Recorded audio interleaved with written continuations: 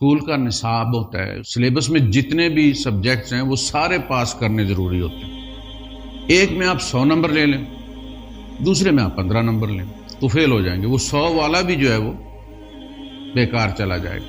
اسی طرح اس زندگی کے جتنے شعبے ہیں ان سب امتحانوں میں، ان سب شعبوں میں پاس ہونا ضروری ہے، باقی درجات اللہ پاک عطا فرما دے گا۔ ان میں سے کسی ایک میں تو 100 نہیں 110 نمبر بھی لے جانا اور دوسرے میں صرف 10 نمبر لینا۔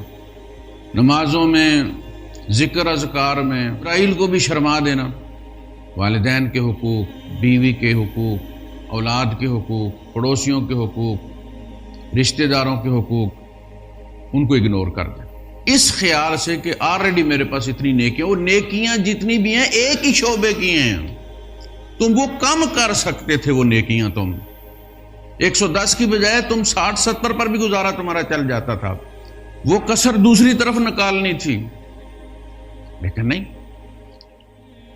یہ ہے اصل میں ہمارے معاشرے کا المیہ۔ ایسا نہیں کہ لوگ نماز نہیں پڑھتے، بہت نمازیں پڑھتے، مسجدیں کم نہیں زیادہ ہو گئی ہیں۔ اب تو بچے نے داڑھی بھی رکھی ہوئی ہے، مسجد بھی جو ہے وہ بوڑھے کم اور جوان زیادہ ہوتے ہیں۔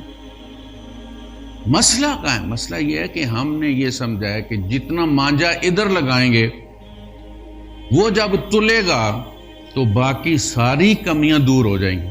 سوال یہ ہے کہ جس شعبے میں آپ نے جو نیکی کی ہے وہ اسی شعبے کی گنی جائے، اس کا اثر دوسری پر نہیں پڑے گا۔ اللہ کے رسول صلی اللہ علیہ وسلم نے فرمایا ہے کہ شہید ہو، پھر زندہ ہو، پھر شہید ہو، پھر زندہ ہو، پھر شہید ہو، تو بھی کسی کا کھایا ہوا حق معاف نہیں، دوسروں کے حقوق معاف نہیں۔ بے شک جا کے عمرے کا رہو، حج کا رہو، لیلۃ القدر میں جاگو، روز سپارے پڑھو، یہ میدان عرفات میں بھی معاف نہیں ہے، یہ وہ گناہ ہے، اس طرف ہماری کوئی توجہ نہیں۔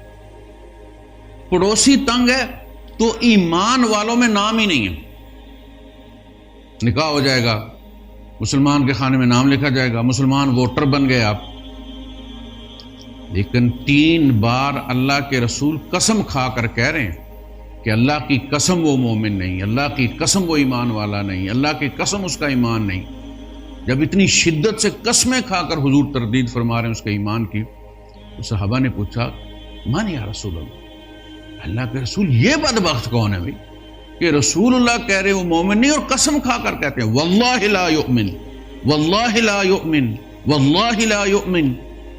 قیل من یا رسول اللہ الذی لا یأمن جارہ بوائقہ، جس شخص کی شر سے اس کا پڑوسی محفوظ نہیں، اللہ کی قسم و مومن، نمازی ہو سکتا ہے، حاجی ہو سکتا ہے، ہر سال آج کل یہ سارے سبجیکٹ جو ہیں یہ ہم نے پاس کرنے، سب میں 33 نمبر لے لیں یار، وہ ٹائم کسی دوسرے شعبے کو دیں جہاں کمی ہے۔ اس لیے وہ آیت ہے یا ایھا الذین آمنوا ارکعوا واسجدوا واعبدوا ربکم، اے ایمان والو رکوع کرو، سجدے کرو، یہ نماز پڑھو، واعبدوا ربکم، اپنے رب کی غلامی کرو، بندگی کرو۔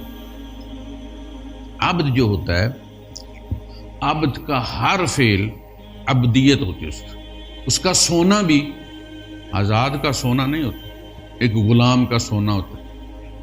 جب آقا چاہے آواز دے لو، اسی لیے نمازوں میں وقفہ رکھا گیا، ٹائمنگ اس نے رکھی، آواز دیتا ہو بھائی حی علی الصلاۃ۔ جو اپنے آپ کو عبد سمجھتے ہیں وہ اس پکار پہ چلے آتے ہیں، جو نہیں سمجھتے نہیں آتے۔ کوئی زمانہ تھا کہ اپنے آپ کو مسلمان ثابت کرنے کے لیے منافقین کو بھی آ کر نماز پڑھنی پڑتی تھی، وہ اسی طرح حاضر ہوتے تھے جس طرح بستہ بے کے مجرم تھانے میں حاضر ہوتے ہیں۔ حاضری لگوانا ضروری ہے۔ وَلَا يَأْتُونَ الصَّلَاةَ إِلَّا وَهُمْ كُسَالَىٰ وَلَا يُنْفِقُونَ إِلَّا وَهُمْ كَارِهُونَ، نماز کے لیے نہیں آتے مگر سستی کے مارے ہوئے۔ یار اب حاضری لگانی ضروری ہے، 4 ٹکریں مار لیں۔ اب چونکہ مسلمان کہلانے کے لیے نماز پڑھنے کی ضرورت کوئی نہیں، یا جنازہ پڑھ لیا، یا عید پڑھ لی، جمعہ پڑھ لی، یہ اکثریت ہے۔